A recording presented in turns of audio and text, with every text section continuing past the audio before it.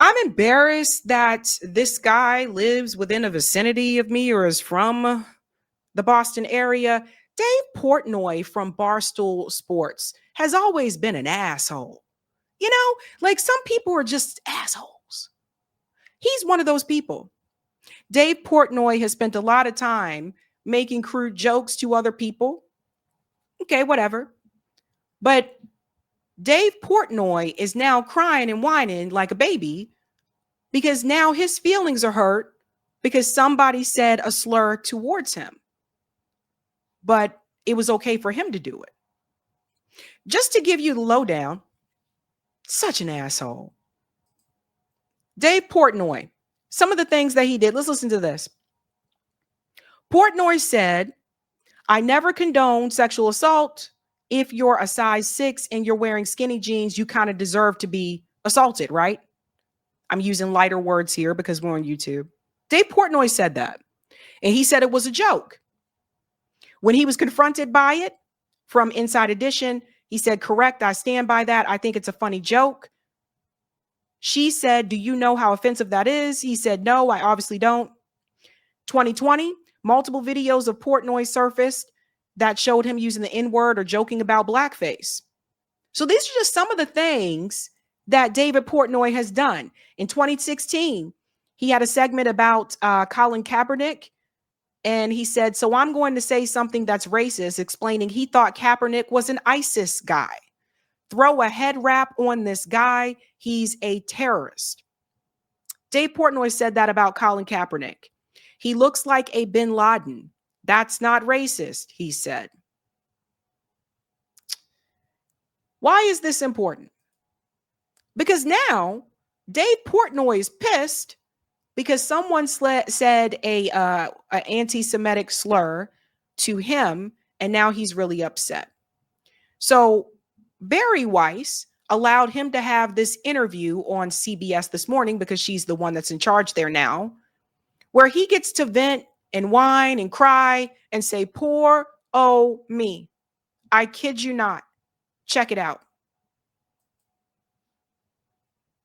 In case you missed it here it is. Again, Dave Portnoy, the guy who said, suck it up, get over it, all this stuff, is now on CBS this morning, whining like a baby.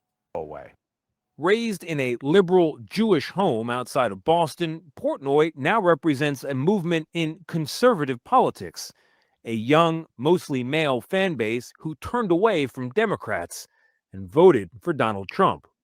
So what happened to the Democrats? Why did they lose so many young men? People often think I have the answer.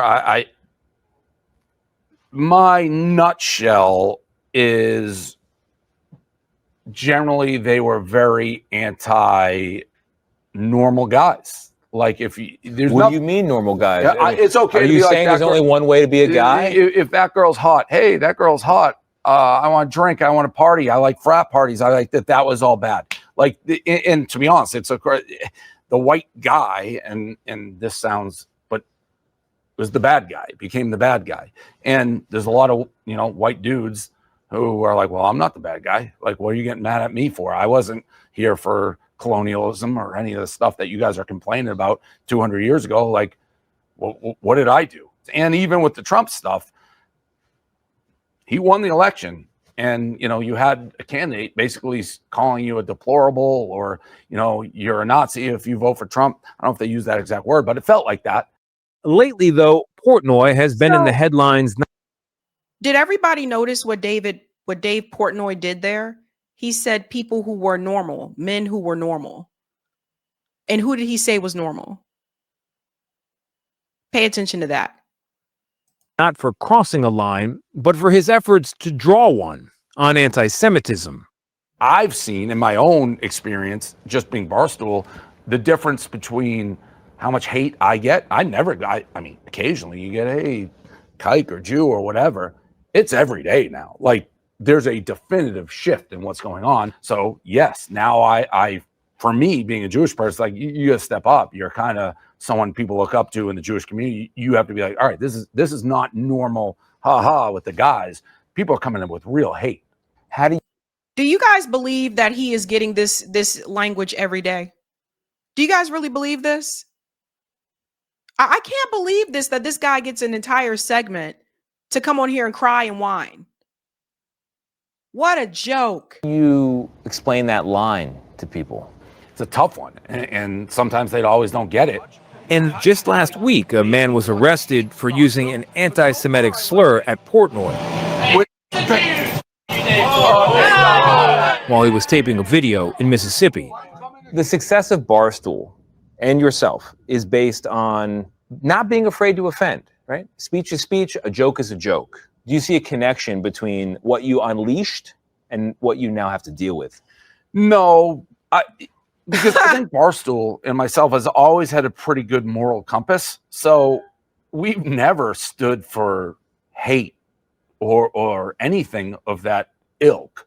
I mean, do I think that feminists should complain about a Diet Coke can being skinny and that somehow is like leading to a eating disorder by Diet Coke having a skinny can?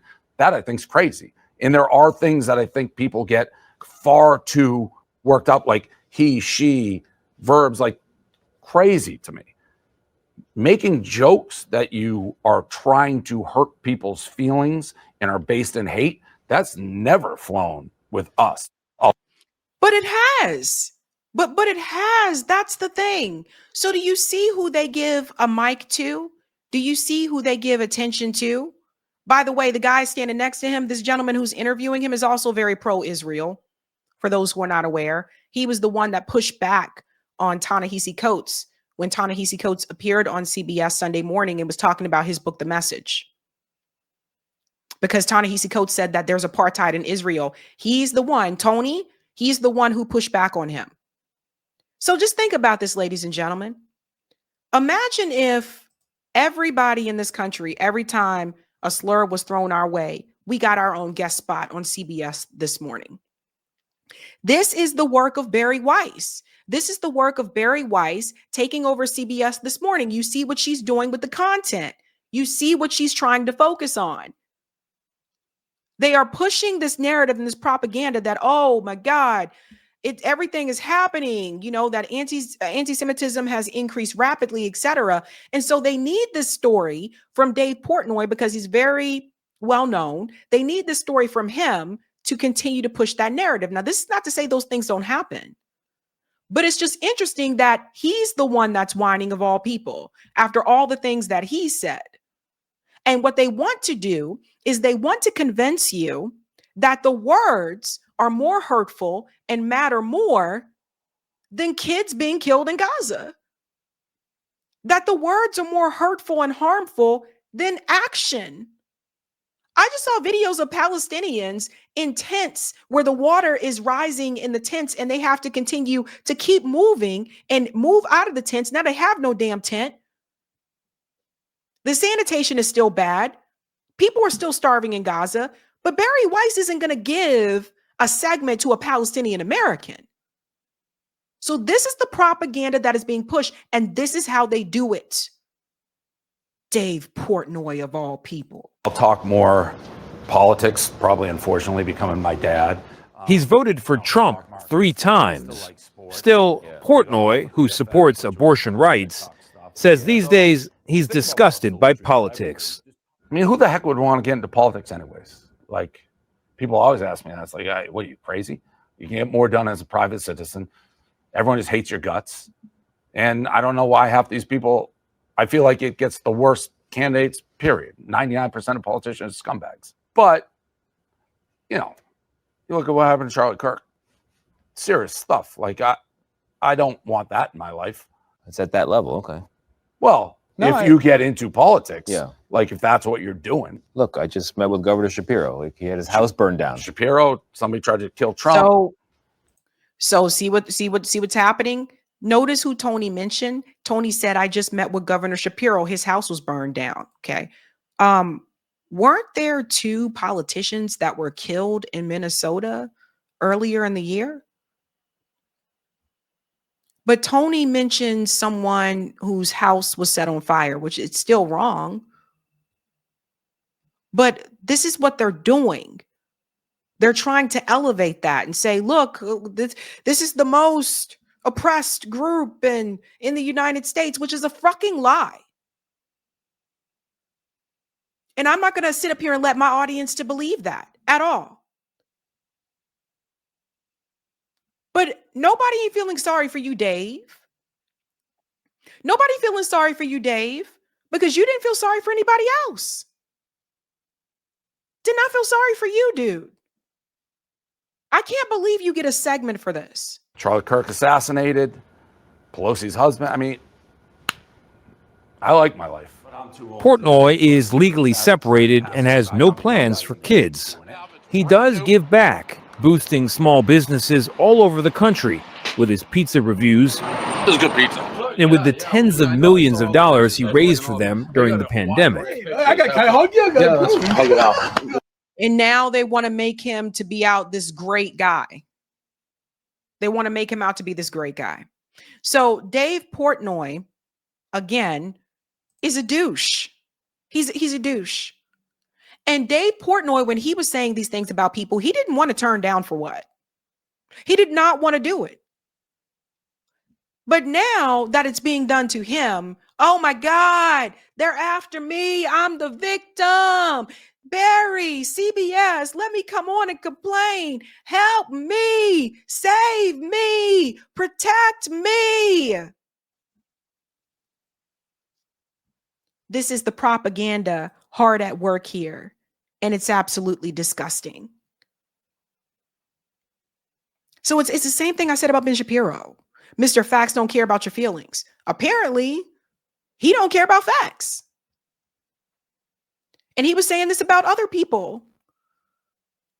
This guy, Dave Portnoy, who started Barstool Sports in his parents' basement, he has been able to make a lot of money off of this. I don't feel any pity here for Dave. Dave is going to be fine.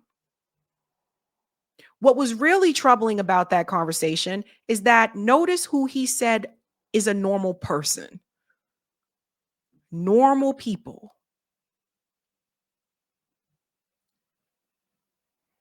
Ay. It's all fun and games until it's done to you.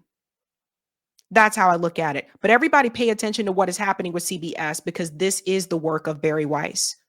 So I want you guys to see what's going on there. Changes have been happening and changes have been coming. Yes, they have. Hey guys, this was a Sabby clip. If you like what you saw, hit that like button and subscribe.